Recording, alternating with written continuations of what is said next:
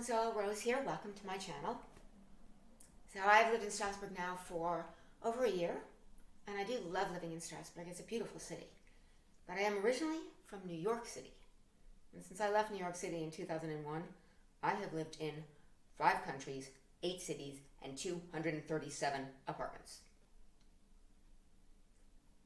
First thing that goes through my mind as I'm waking up in the morning before I've even opened my eyes is, where will I be? Though after a year in the same place, I am fairly confident that when I open my eyes, I will indeed be in Strasbourg. But have you ever had a dream that was so vivid, so real, that when you woke up, it seemed like this was the illusion? And all you wanted to do is to go back to the reality of that dream world? In all the years since I left New York, I've never been back. And part of the reason is because I'm just afraid that if I were to go back to New York City, it would wrap itself around me like a second skin. And it would be as if I'd never left. As if this had never happened, as if it had all been just a dream. And I'd be sitting there trying to explain it to everyone around me, to tell them everything that had happened, how some of it was beautiful and some of it was horrible. And they'd just be patting me on the head and going, oh yeah, there, dear. Such an imagination. And the only way that I would actually be able to prove that time had passed would be all the wrinkles on my face. But there are actually things in common between Strasbourg and New York City. They are both built on islands. Though that is where the similarity ends. I mean, Manhattan. Buildings are scraping the sky. They're reaching for the heavens, towering over the people, dwarfing everyone, making us feel like ants scurrying about. In fact, which is only magnified by the fact that most New Yorkers were all black. And you get a line of these black-clad figures all headed for the same subway entrance at the same time. And it looks like they're headed for an anthill. But here in Strasbourg, everything is on a much more human scale. Buildings are smaller, doorways are smaller, people are smaller.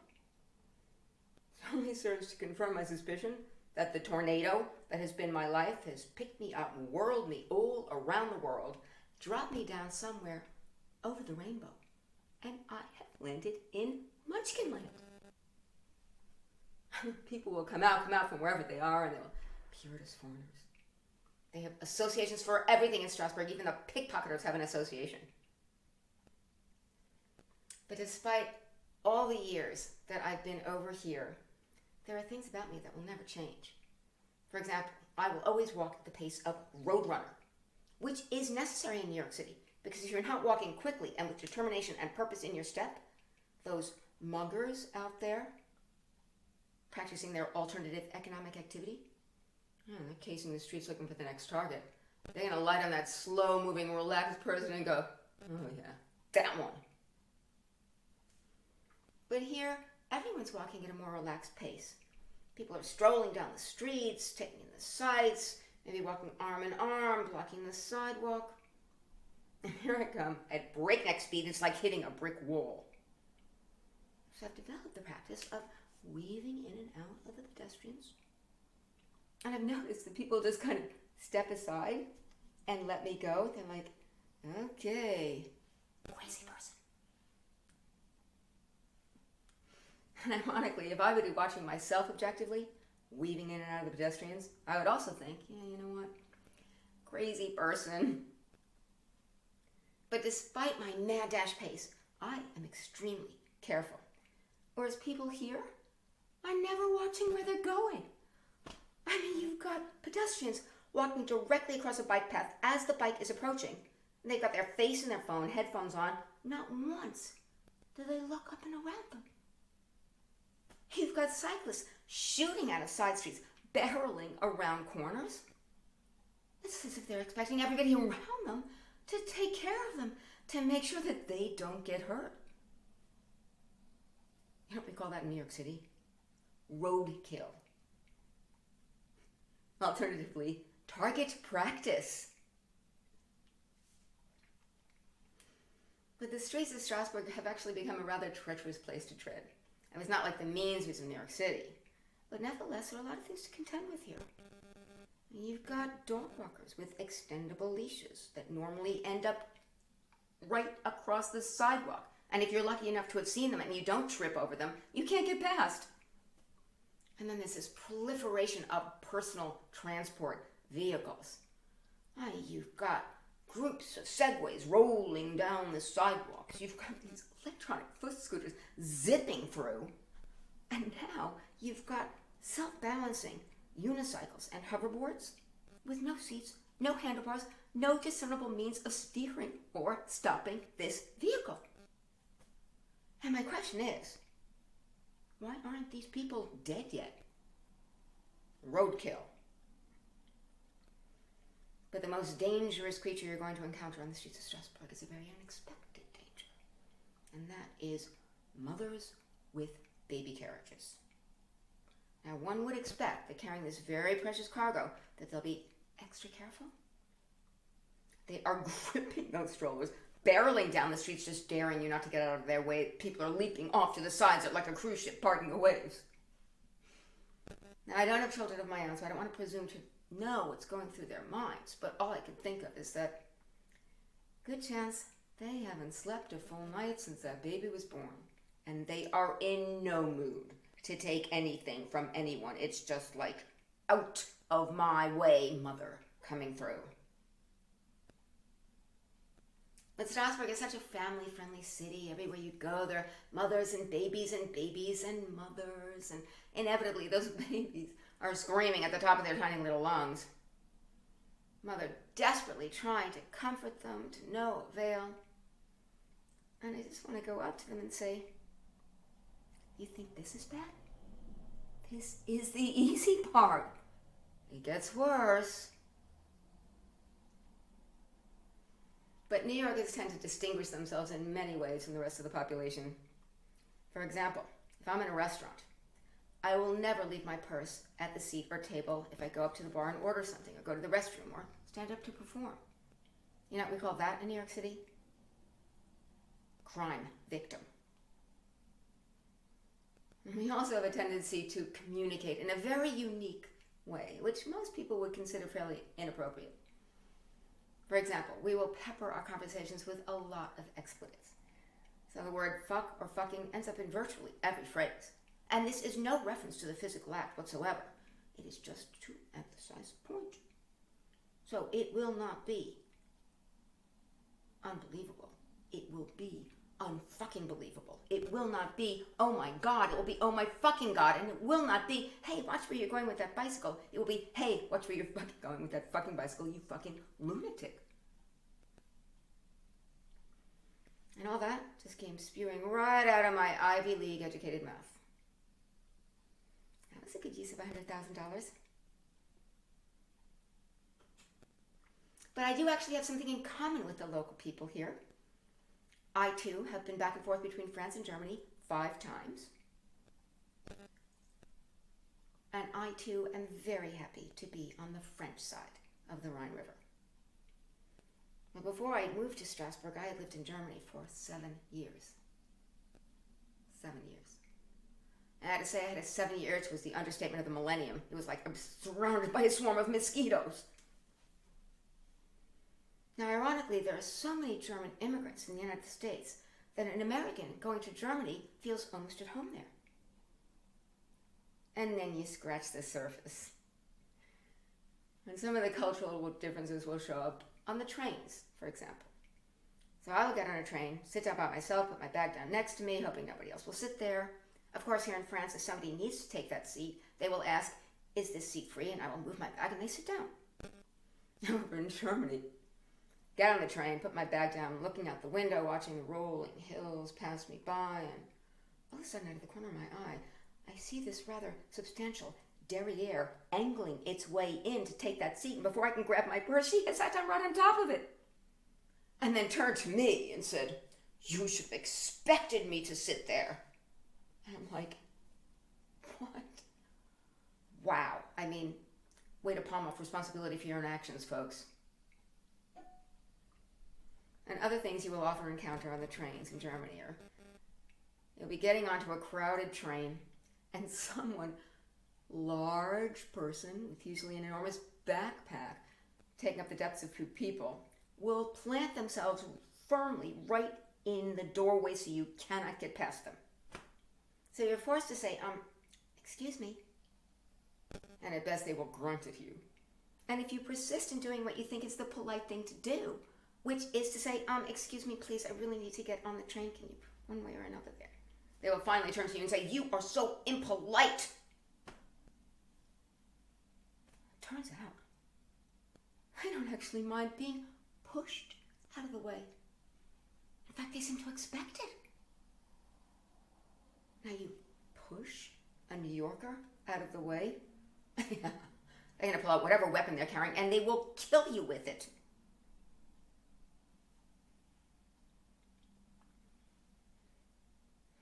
But other things that I started noticing in Germany is that the German people just hate to be asked to move. And the authorities recognize that. And when they designed their new trains, instead of the kind of pleasant ping that other trains use to announce the opening and closing of the doors, they chose an ambulance siren. So it's like, because they know that the people need the oral equivalent of a cattle prod to get them to move. Meantime, you're on that train for about half an hour, and every 5 minutes it pulls into a station, the doors open and close, and that goes off, and by the time you get off that train, your whole body is vibrating like and you're very stressed out. You will never find Germany on the list of happiest countries in the world. And everyone in Germany is obsessed with their rules. They have rules for everything in your life. And if you're not following the rules, they feel compelled to instruct you so you can better fit into German society. So, for example, once I'm on my bike, stopped at a red light, and I stopped just a little bit over that line that they paint on the ground to show you where you're supposed to stop at a red light, waiting for the light to change. Meantime, there's somebody next to me, and she's getting ever more agitated, and finally she just bursts out, "You have to move! Move! You're over the line! Back, back, back, back, back, back, back, back, back!" And I'm like, wow, OCD. But if you actually need help with something, you're going to meet with an entirely different reaction. Racing for the tram one day, they hadn't put the number at the top to show you what tram it was, so jumped onto the train and I said, is this a line number 1? And everyone turned to me in unison and went, "We don't know." And I'm like, seriously, you don't know? You're just on the tram for fun, just taking that ride to nowhere? Another time, I'm online at the post office, and it's a long and snaking line because there's only one person at that counter. Meanwhile, the post office doubles as the post bank, just like it does here in France. And they have these nifty machines they call a multi-functions machine that they put right in the lobby so you can do all your digital transactions without ever having to go to a teller. So I'm waiting on the line, and in rushes this little old woman, goes straight for the machine, and she's poised to make a transaction, and she's completely stumped. So she looks over at the people and then back at the machine, tries to hit a couple of buttons, gets completely flustered, and then turns to the people again, says, "Can someone please help me with this?" And they all turned to her in unison and said, "We don't know how it works." And she's like, "Really? You don't know how it works, you dumb idiots?" And I had to laugh because you know what? Give me 10, 20 more years in Germany, I'm still here, that's gonna be me. But I also started getting very sensitive to the language. And it's a very ancient language, and we know that this part of the world has been occupied by various human species for 100,000 years or so. And there's certain words in German that make me think I'm hearing these early humans' attempts to create their first spoken language. So, for example, the word in German for over there is da. French, it's là-bas. Da. The word for off we go in German is los. French, allons-y, on y va, off we go, los. And they take these small word units and put them together to create more complex concepts. So my favorite word in German is Eisprung, which translates as egg jump. And this is the German word for ovulation. So you have to picture this little egg jumping out of the fallopian tubes, heading down the ovaries loose. But a very popular word combination in German is Schaden and Freude, which translates as the pleasure someone takes in the suffering of others. And it's a particular pleasure if they have been the one to inflict that suffering. Sums up my 7 years in Germany. But if you look for a word for compassion in the German language, it doesn't exist. But the word most English speakers have the most fun with in German is the word for to travel. Infinitive is fahren. But conjugate that to the third person singular and you've got fart. First time I heard that, I turned to my German friend and said, how do you say that with a straight face? And he looked at me absolutely horrified as if I were the most vulgar creature he'd ever met. But then you know what? He ate a Snickers bar with a knife and fork. OCD. But other difficulties that I will have on public transportation are not so much because of cultural differences as they are because of my rather petite statures. So for example, if I get on a tram and I'm sitting in the aisle seat, it gets very crowded, everybody's pressed in around me. If I have to turn my head outwards to see where I am invariably directly at eye level with some guy's crotch. And I can see him looking down at me, so I will look up and our eyes will meet for a second. And he's like, oh yeah, she wants me. The same thing will happen with women. I can be sitting at a table with other women, and very often directly at eye level with their chests. And I start to look at these voluminous orbs kind of wobbling about, and I'm thinking, shouldn't I have those too? I mean, I have to go to the kitty department for a trainer bra. And why do they call it a trainer bra? Do they seriously think it's going to encourage those little rosebuds to blossom forth? But meanwhile, all the while that I'm sitting there thinking, oh, I wish I were more like that, the women are flipping their hair and they're going, oh yeah, she wants me. But in general, you know, Americans and even New Yorkers have a tendency to be nicer than Europeans. And the only reason I can think of for that is that it's simply more difficult to live in the United States. I mean, there's no support system there. You can't pay your rent. There's no agency to go to help you with that. You're just out on your derriere. So we try to be kind to each other, compassionate, supportive, helpful.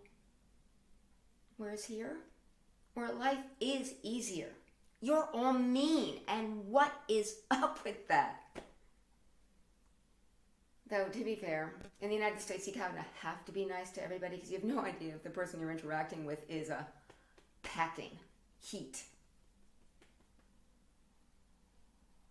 But no matter how good things are for the French people, they will always find something to complain about.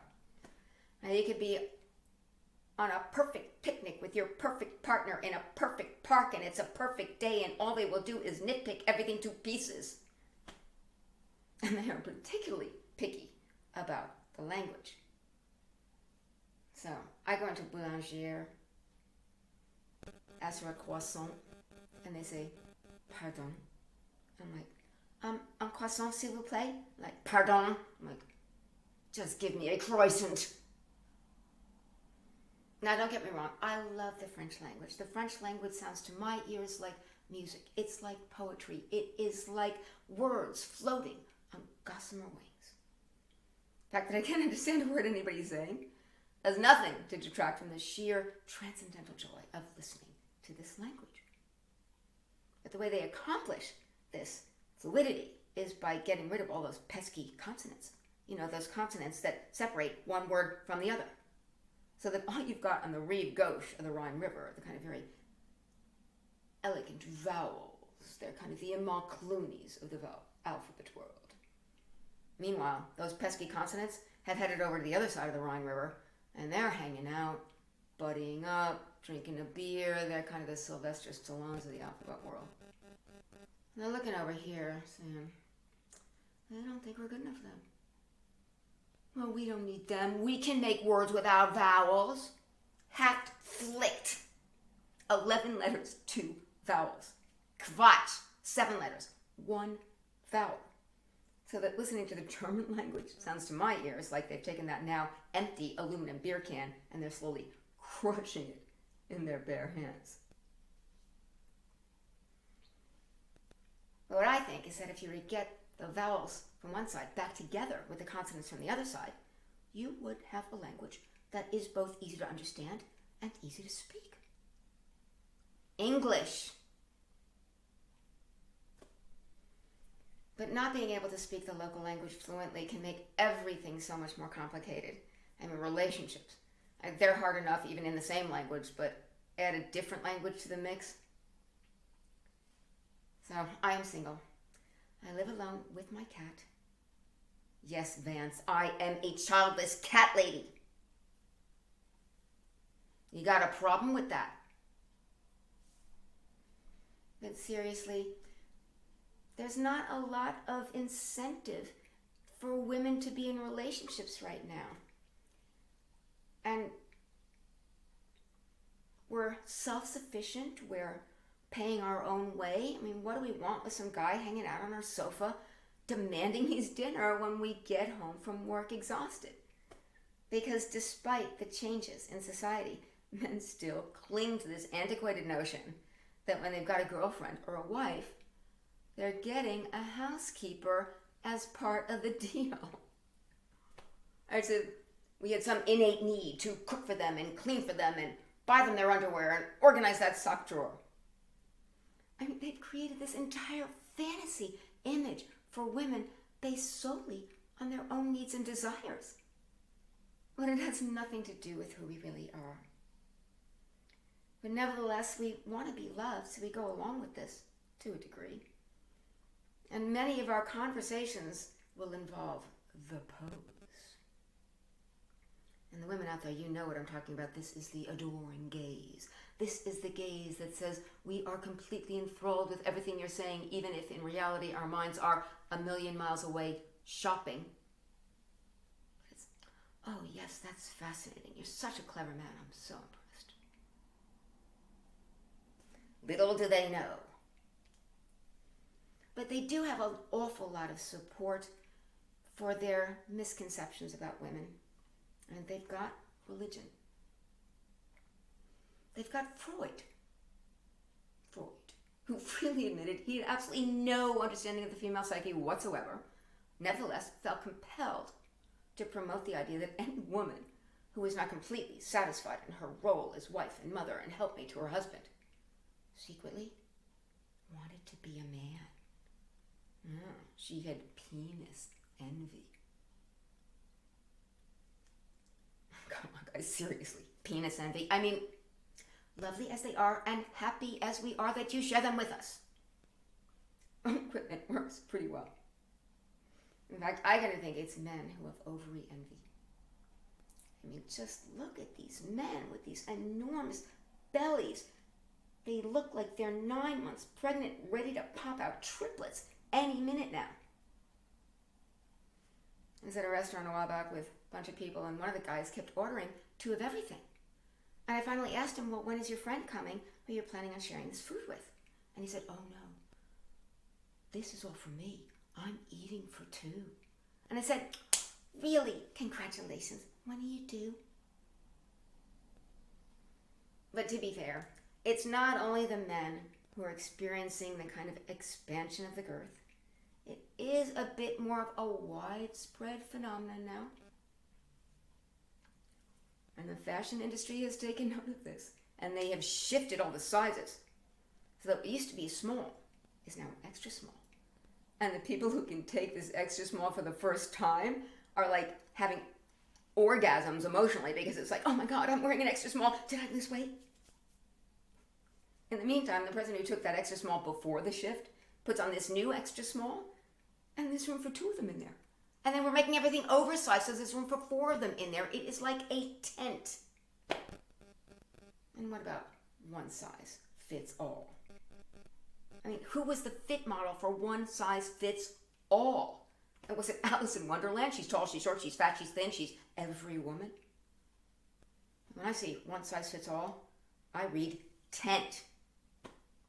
Now, I'm not here to body shame anyone. The fact is that for women, The ideal of beauty for most of history was a full-figured, buxom woman.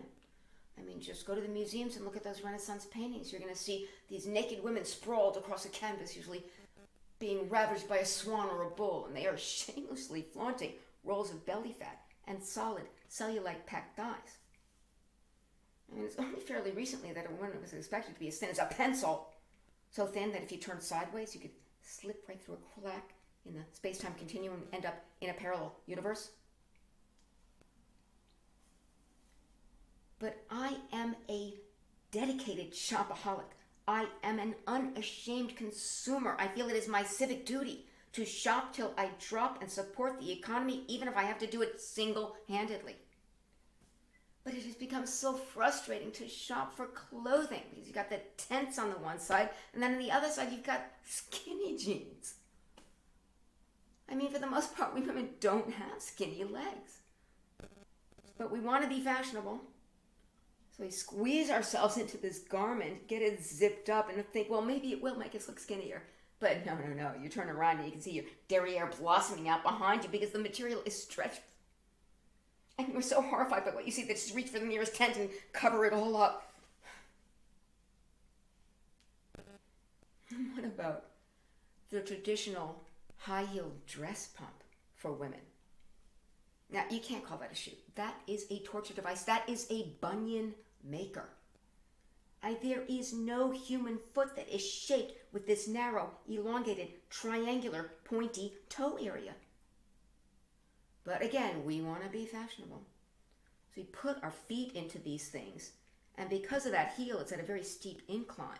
So we are being shoved ever deeper into that narrow, elongated, triangular, pointy toe area, and we can feel our bones crunching together as it reaches the end, and then we're in them and we're up and we're like, oh yeah, this is very comfortable. I can walk around like this all day. Can you imagine a man ever doing anything like that for beauty? It's all we can do to get them to pull their pants up. I mean, come on, guys. You do know that when you bend over, that crack appears? Yeah, way too much information.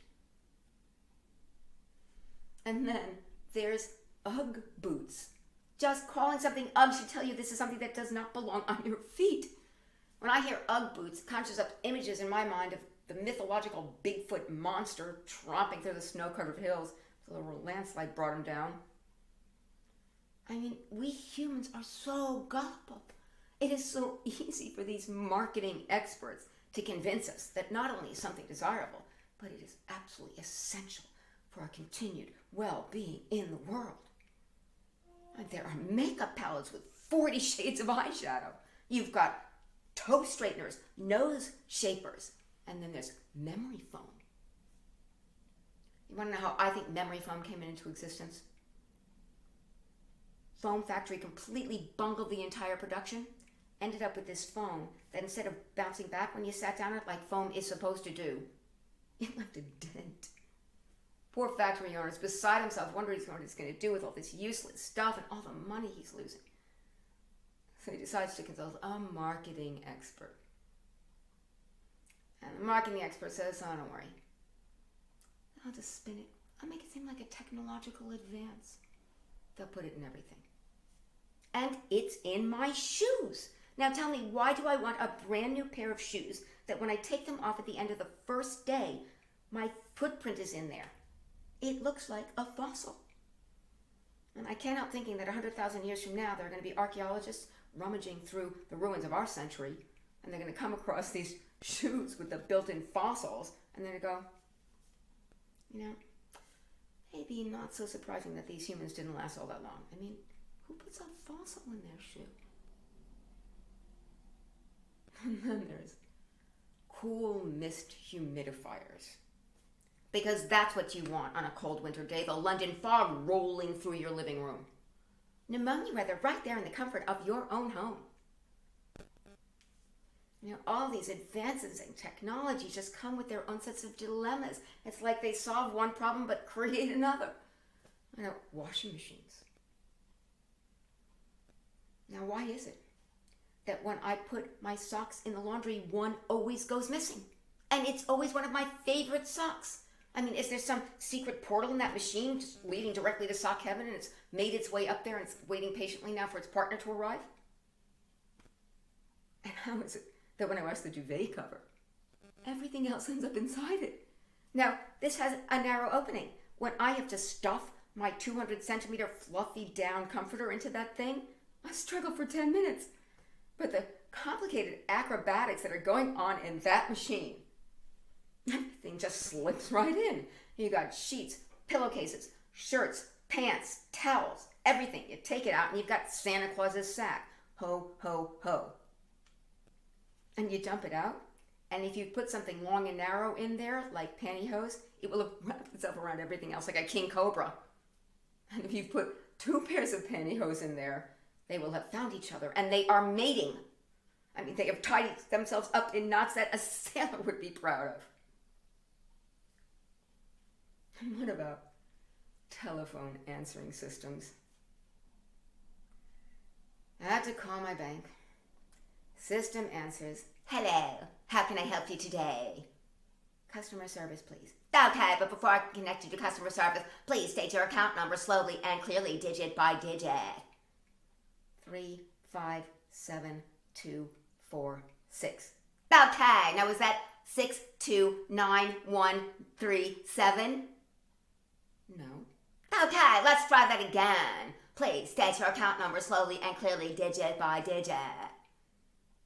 3, 5, 7, 2, 4, 6. "Okay, now is that 6, 4, 7, 3, 9, 2? "No." "Okay, let's try that again." I'm trying to figure out how to break the system, so I just repeat over and over, customer service, customer service, customer service, customer service, and finally it says, "Okay, I'll connect you to customer service now." But for the future, you can find answers to all most frequently asked questions right on our website at www.kma.com. Now, I don't know if it's the native New Yorker in me, but those forced, cheerful voices make me want to strangle someone. And why is it that they always use a British accent when it's English customer service? I mean, just once. I would like one of those systems to answer, "Yeah, what do you want?" "Customer service? Okay, I'll connect you right now." Have you ever noticed that your question is never on that list of frequently asked questions? I had to call up my telephone service provider. Answers, "Hello, welcome to Labara. I will be accompanying you today on your journey through customer service." And I'm like, "What journey? No journey's not today. Please, don't have time, didn't buy a ticket. Can I please just speak to a customer service agent?" And I'm like, "First, I'd like to present to you all the possible solutions to all the possible problems except yours, hoping that you will exit the system before I get to the very, very, very, very, very, very, very, very, very last option, which is to speak to a human being. And once you've spoken to that human being, they would like you to extend your journey by filling out a customer service satisfaction survey." Customer service satisfaction survey. Even saying the phrase takes so long, I'm not going to have time to get my grocery shopping done that day. I mean, and every entity you interact with wants to know, how are we doing? Colissimo loses my package, sends me email after email. How are we doing? How can we improve our service? It's like, package, a mailbox. German healthcare systems wants to know, how are we doing? And I'm like, you really don't want an answer to that. And then there's the journey. We are defining everything in our lives now as a journey. We've got a career journey, a relationship journey, a health and fitness journey. We're forgetting the fact that the word journey is defined very simply as getting from point A to point B. And instead, we're adopting what is likely the origin of the word journey, which is the French journée. And the French journée is not at all concerned about point A and point B, but it's everything that stretches up between those 2 points. So that when you're on your journée, it is like launching your little boat out into the vast sea of life everything's an adventure, everything's a discovery.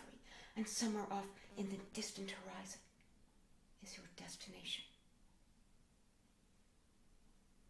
And the advantage to thinking of these things this way is that it encourages you to get some kind of value out of your daily experiences instead of thinking of them as just mere annoyances or distractions or interruptions.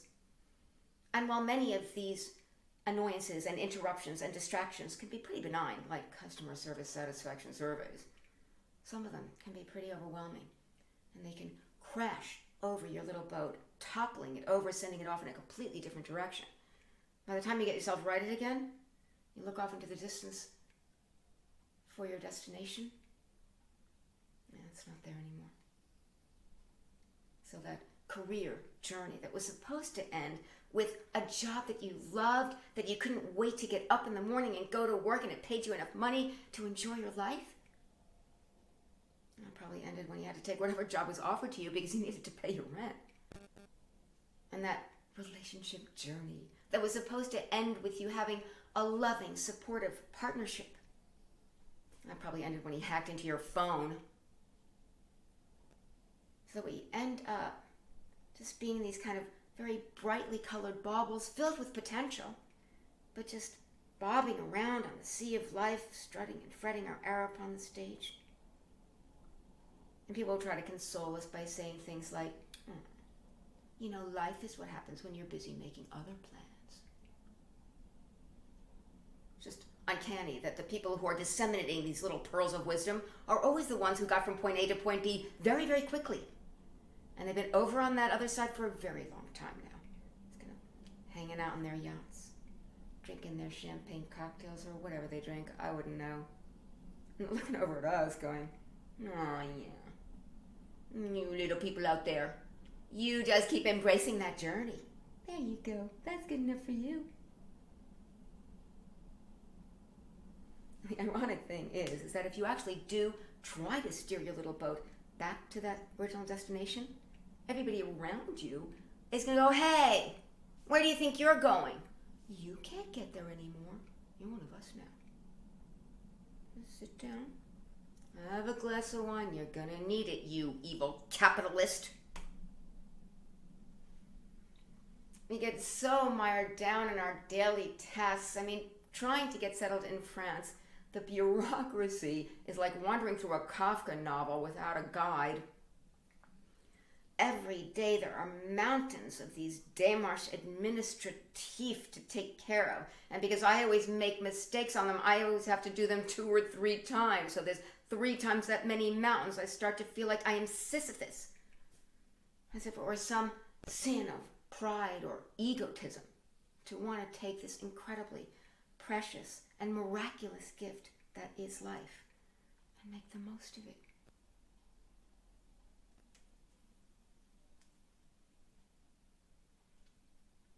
And all the time that we spend now just trying to get onto a website. I mean, it is like cracking a high security safe to get the news about William and Kate these days. I mean, first they want to know if you're a human. And it's like, what else would I be? And then you've got to choose your cookies.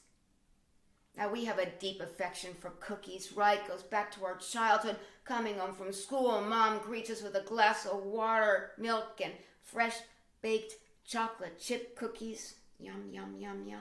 We want your cookies. We're not reading the fine print, which says we and our 973 partners would like to install data-gobbling Pac-Man onto your computer so we can take all your personal information and store it on our computers. And we'd like to store all our personal information on your computers. What? That's not okay? Well, don't worry, because we care about your privacy. So at least let the ones with legitimate interest install their data-gobbling Pac-Man on your computer because, I mean, it's legitimate. I mean, they're going to take your personal information and do something useful with it, like send it to their marketing experts who'll come back to you in 6 months' time with a product you might want to buy.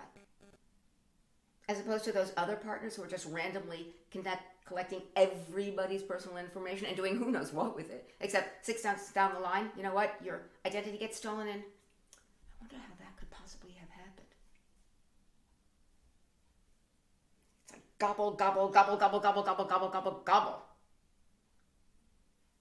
And then you get onto a website and article is obscured by all the pop-ups. First, they want you to sign up for the newsletter. They want you to download their app. They want to subscribe to your community. They want to lead you to another website that you might be interested in. Then an advertisement comes up for how to get rid of your belly fat. And it's like, hint, stop eating cookies.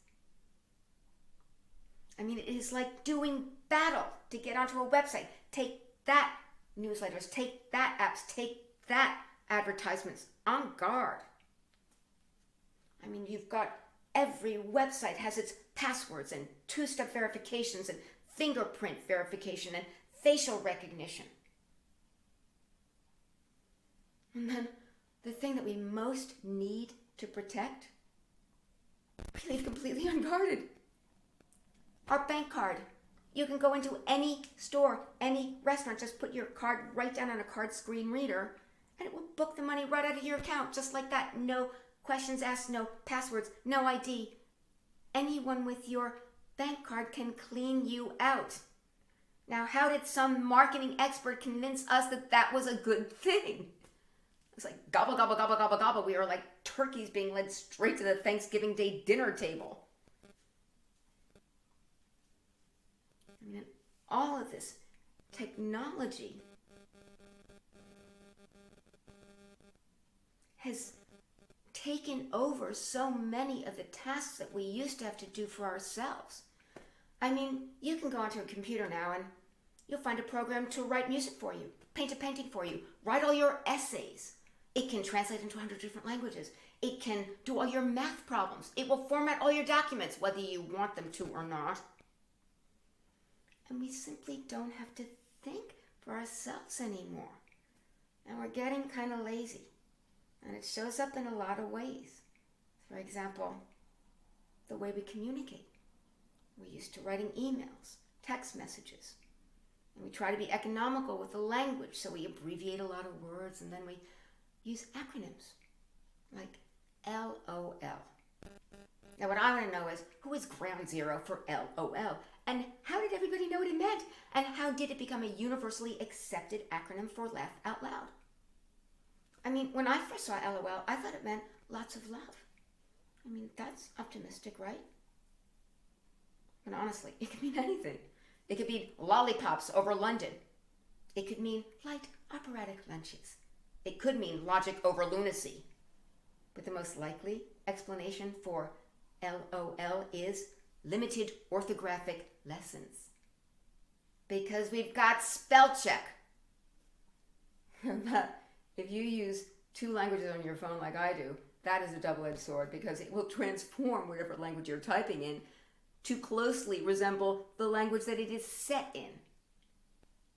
So for example, I was typing out "Je suis très fatigué aujourd'hui," and it changed it to "jet skis trace fat ogres around," and I hit send before I realized what it had done. And it's like, I get that this big question mark. So it's like a lot of explaining to do there.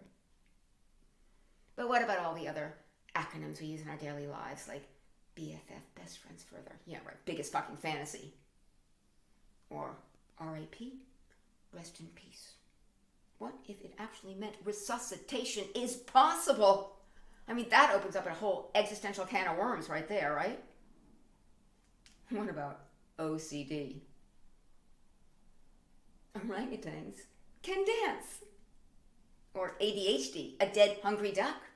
Or how about POTUS, person of totally useless service? Or SCOTUS, which sounds suspiciously to me like scrotum. And then OMG, oh my God. What if it meant orangutans may go? Orangutans might giggle. Orangutans make good pancakes. But I recently invented a new acronym. Walking along the streets of Strasbourg, I noticed that there are these random condom machines on residential buildings.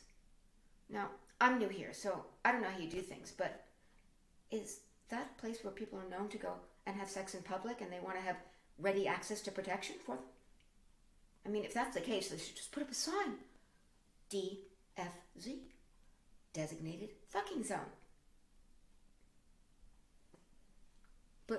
this shrinking of the language is being matched by an equal and opposite proliferation of symbols in our lives everywhere. I mean, emojis. We don't have to even try to analyze our feelings anymore. We just go down that list of emojis, find the one that most closely resembles how we feel at the moment, and just tap on it. That's it. There you go. And what about in public spaces? I went into the train station and everything has been replaced by symbols. I felt like I was walking into ancient Egyptian tombs and I was seeing hieroglyphics all around me. I had no idea how to find my train. And I'm on the 8:35 last week and I saw a sign with a motorcycle leaping over a car. And I'm like, what? Is this a place where motorcycles are known to leap over cars? And is that allowed? And can they actually do that? And what about the symbols on our computers? And all the programs. I mean, you look at that tap row on your computer and there's something that looks like an eye. There's something that looks like two eyes superimposed on top of each other. There's something that looks like corn on the cob. There are starbursts. There are arrows shooting in every direction. Things that look like fish skeletons. I don't even know what this thing is trying to tell me to do. The most obscure symbols that you're going to find are the laundry instructions that come with your clothes. I mean, there's a new one now. Just saw a little man running to a bin. And you couple that with the square with the circle and the X going through it, and I'm thinking, are they just telling me I have to throw my clothing away instead of even bothering to wash it? And the less able we seem to think for ourselves, the more that society is taking on the role of overprotective parent. Now, I understand seatbelts. I'm sure they save a lot of lives, though at my stature, I put one of those things across me and it will lodge itself firmly in my throat. So if there ever were an accident long before I hit the windshield, that thing's going to strangle me. But now they've redesigned all the bottles for liquids. And you can't remove the cap anymore. I mean, never mind the fact that if you try to drink out of that bottle now, the blades inside that cap are going to scratch your face. And if you try to pour out of it, inevitably the liquid's going to end up in the cap and splashing all over the place. So what disaster are they trying to avert there? I mean, were people constantly throwing them in the streets? Our cities are being filled with piles of migrating bottle caps. I mean, are people sitting at home and smoking weed? Looking at that little bottle cap and thinking, oh yeah, that looks tasty. Popping them in their mouths and now they're choking to death? Maybe people are using them secretly as weapons. You can just kind of surreptitiously unscrew one of those caps, pick out your target, and then fling it really fast frisbee style. And then la-da. And then you can do another one. And another one bites the dust. And another one bites. And another one bites. And another one bites the dust. But I've also noticed that it's harder and harder to find whole milk in the supermarket shelves. And my question is, do they seriously think is that 2 or 3% milk fat that's the culprit behind the generally expanding girths of the general population? I mean, never mind the fact that behind those rows of fat-free milk, there are aisles of cookies and cakes and candies and chocolates. And the fact is that fat-free milk tastes awful. And you put it in your coffee and it turns your coffee a very murky shade of gray. So if you actually drink this stuff, you're going to feel very virtuous. Because you've made a sacrifice for your health. And surely if you've made the sacrifice, you deserve a reward, right? I mean, and what harm can a few cookies do? I mean, it's a couple of 1,000 calories from cookies here. A couple of 100 calories from milk fat there. Yeah, that ought to balance out. But the silliest thing is fat-free ice cream. I mean, what they've got to put into that product to make it even vaguely resemble the consistency or texture of ice cream, you can forget about the taste. It will never taste like ice cream. But those chemicals may not make you fat, but they will kill you. Anyway, thank you so much for joining me on this leg of my comedy journey. Ciao.